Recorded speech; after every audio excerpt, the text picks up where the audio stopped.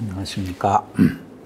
오늘은 꽤 중요한 펀더멘탈에 영향을 미치는 뉴스인데 그냥 은근슬쩍 이제 말없이 넘어가는 거라서 제가 한번 상기시켜 드리려고 가지고 왔습니다.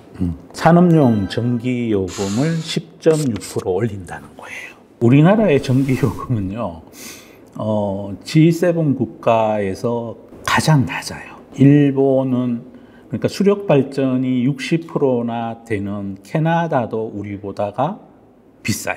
조금 뭐 한 5%, 10% 비싼 것 같고, 일본은 우리보다 한 20, 30% 비싼 것 같고, 유럽은 뭐 우리보다 한 50%에서 어떤 회사는 이탈리아 같으면 300%가 비싸고요. 그러니까 미국도 우리보다 전기요금이 60% 정도 비싸요.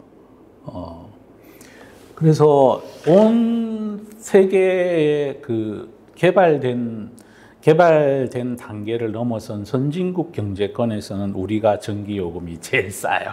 근데 이제 우리가 산업용 전기요금을 이번에 10.6원을 올리는 거예요. 이게 퍼센테이지로는 얼마인지 제가 모르겠어요. 퍼센테이지 나중에 구해서 좀 서치해서 알려주세요. 10.6원이 올라가면 제가 퍼센테이지 몇 퍼센트가 이제 오를 거예요. 그죠? 오르면. 이게요, 간단한 문제가 아니에요. 우리가 미국 경제가 호황이고, 그러면 중국이 미국에다 상품을 많이 수출하고, 우리가 거기 중간재를 수출, 예전에는 뭐 이렇게 철강화학이었고 요즘은 반도체 비중이 높죠. 그렇게 해서 우리나라 펀더멘탈이 결정되고 그러한 구조를 가지고 있어요. 우리나라 전체 전기 사용량 중에 가장 많이 사용하는 곳이 삼성전자예요. 우리나라 전체 생산되는 전기량의 5%를 삼성전자가 사용해요. 서울 시내 전체가 쓰는 것보다가 삼성전자가 더 많이 써. 근데 거기 이제 10.6원씩 더 내게 생겼어요. 그 다음에 또 많이 쓰는 데가 하이닉스. 반도체 회사들이 전기요금을 제법 많이 써요. 그 다음에 또 많이 쓰는 데가 그 매출 규모에 비해서는 삼성전자나 하이닉스의 전기요금은 그렇게 아주 많게는 부담이 안 되겠죠. 매출 규모가 뭐 엄청 크니까. 매출 규모 대비로는 정말 많이 쓰는 회사가 하나 있어요. 고려아연. 거기 또 있어요. 현대제철. 그거 다 전기로로 철강을 생산해요. 고려아연도 이제 아연 원석을 가지고 와서 그거를 전기로 녹여서 거기서 금도 추출하고, 뭐 은도 추출하고, 뭐 다양한 부산물들 추출하고, 나머지 슬러지들은 이제 폐기물 처리하고 그런 구조를 가지고. 고려아연이 1년에 쓰는 전기가 제주도 전체 쓰는 것보다가 많아.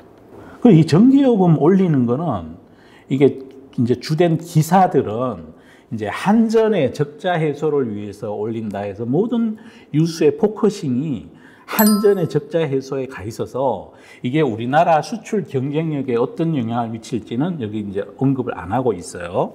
그런데 한국전력의 희생하에 우리가 산업이 경쟁력을 갖게 된 거였죠. 반도체 인더스트리도 지금처럼 가점체계가 이루어지기 전까지는 한때 치킨 게임을 가고 그랬어요. 그래야 뭐 많이 그래서 제가 은행에 주식 매니저 할 때 출자 전환 주식을 매각하는 일을 맡았었거든요. IMF 같이 나서 망했잖아요. 그때는 반도체 회사가 글로벌에 뭐 무지 많았어요. 독일에도 있고, 뭐 독일의 인피니온도 있고, 막 디램 회사 막 전 세계 뭐 엘피다도 있고, 뭐 엄청 많아가지고. 그때 이제 IT 버블이 끝나고 난 다음에 또 IMF 때 우리 또 재정 위기래 가지고 망했어요. 망해가지고. 이제 그때 제가 다니는 은행이 큰 은행이었으니까 거기 출자 전환해 줬겠죠. 돈 빌려준 걸 주식으로 받아온 거야. 주식으로 받아왔는데 거기 출자 전환된 주식들은 은행들 입장에서는 그걸로 돈을 버는 게 목적이 아니고 채권 회수가 목적이니까 내가 빌려줬던 돈을 회수할 정도가 되면 매각해요. 그래서 그때 주가가 800원인가 900원인가 그랬어요. 지금 SK하이닉스가 지금은 SK하이닉스고 그때는 SK하이닉스가 아니고 그냥 하이닉스였던 것 같아요. SK그룹이 2013년에 M&A에서 갖고 왔나요? 그렇죠. SK그룹은 하여튼 이렇게 M&A는 잘해요. 그것도 진짜 엄청난 체제예요. 그래서 그때는 막 한호가에 막 사자가 4천만 주, 팔자가 5천만 주 막 이럴 때요. 하루에 뭐 8억 주 파는 건 일도 아니었으니까 1시간이면 다 팔아. 그랬던 적이 있어요. 아유, 또 역빌로 샌 얘기네 보니까 전기요금 얘기하다가 또 왜 또 그냥 하여튼 전기요금이 우리나라의 산업 경쟁력에 굉장히 중요하다고요. 전기요금을 이렇게 올려놨기 때문에 이번 4분기 실적에는 에너지를 많이 쓰는 기업들의 실적은 분명히 악화될 거예요. 분명히 악화될 겁니다. 그러면 그걸 어떻게 확인할 수 있느냐? 구독자분들께서 기업이 3분기 아니면 반기에 작년 연간 것도 상관없어요. 기업의 재무제표 공시를 다 하잖아요. 그 안에 들어가면 제조 원가 명세표가 있어요. 그래서 전체 제조 원가 중에 전기요금이 얼마나 많이 들어있는지를 살펴보시면 돼요. 비중이 얼마나 큰지. 혹은 석탄값이 오르고 막 이럴 때는 거기 이제 에너지 관련된 비용들을 살펴보시면 돼요. 그래서 유가가 올랐을 때 어떤 회사 이익이 얼마나 늘지 줄지, 그건 그 연결 손익계산서 공시된 거는 봐도 몰라. 왜냐하면 거기에는 매출 원가 속에 제조 원가 명세서에서 넘어온 게 거기 들어가 있어서 매출 원가 안에 전기요금이 얼마인지가 안 나온다니까요. 손익계산서를 살펴봐서는 일반 사무직 직원들이 쓰고 그런 데 들어가는 전기요금만 나오지 공장에 들어간 전기요금은 매출 원가를 구성하는 제조 원가 명세서를 봐서 확인하셔야 돼요. 그러면 아주 재밌는 현상들이 많이 볼 수 있어요. 요 전기요금, 산업용 전기요금을 올린 걸로 인해서 우리 전기를 많이 사용하는 기업들의 4분기에 영업이익에, 그러니까 매출 총이익에 영향을 또 미치겠죠. 영업이익에도 영향을 미칠 거고, 영향을 미칠 겁니다. 그거는 이제 기사 검색들을 해보시면 어떤 회사들이 전기를 많이 사용하시는지를 알 수 있어요. 그리고 또 하나는 이 이벤트로 인해서 또 무슨 일이 생길 거냐 하면 중국과 경쟁하는 제품을 생산하는, 전기를 많이 들여서 생산하는 기업들의 제품에는 가격 경쟁력이 떨어질 거예요.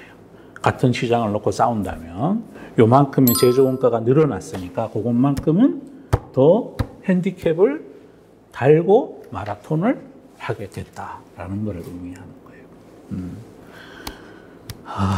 그리고 이제 중국은 그렇잖아요. 일단 나라가 먼저 부강해야 된다 이래서 원자력 발전소 무지 많거든요.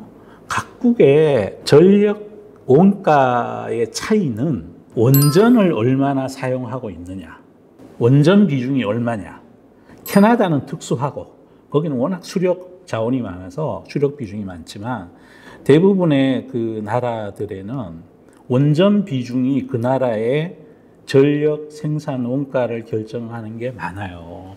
그렇다고 참 이 위험한 원전을 또 짓자고 할 수도 없는 노릇이고, 하여튼 경쟁하는, 우리 또 먹고는 살아야 되니까 경쟁하는 나라 대비해서는 우리가 전기요금을 진짜 국민의 세금으로 싸게 된 거를 산업용으로 공급해 주고 있는 거예요, 지금. 기업들이 잘한 것도 있는데 우리나라 수출 기업들이 나라에 고마워해야 될 거는 싼 전기요금, 그리고 펀드멘탈에 관계없이 높은 수준을 유지해 주는 환율, 이 두 가지 효과 무지 많이 본 거예요. 그리고 낮은 금리, 우리가 시설자금이나 산업은행에서 대출받고 수출하면서 대출받는 건 엄청나게 싼 금리로 여러분들 주담대 받는 것보다 엄청 싸게 해주는 거거든요. 기업이 잘한 것도 있지만 덕본 것도 많아요. 그러니 좀 나눌 때는 나누고, 좀 우리 투자자분들하고도 이익을 나누고 그러한 모범적인 기업들이 됐으면 좋겠어요. 자, 전기요금 오른 거 이거 중요해요. 국가의 경쟁력이나 또 이번 분기 영업이익에도 영향을 미칠 거고 매출 총액에 영향을 미칩니다. 자, 여기까지 하겠습니다. 감사합니다.